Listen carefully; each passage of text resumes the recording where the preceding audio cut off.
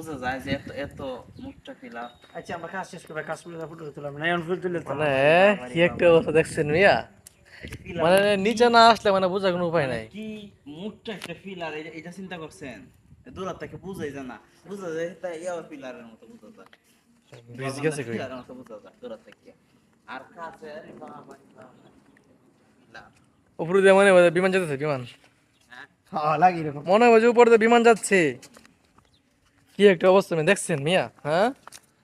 আর আমরা এই নদীর যে মধ্যে একবার গোসল কইরা আমার এরকম জ্বর হচ্ছে আহারে, আর এরকম ঠান্ডা লাগছে, এক মাসে ঠান্ডা গেছে না আমার।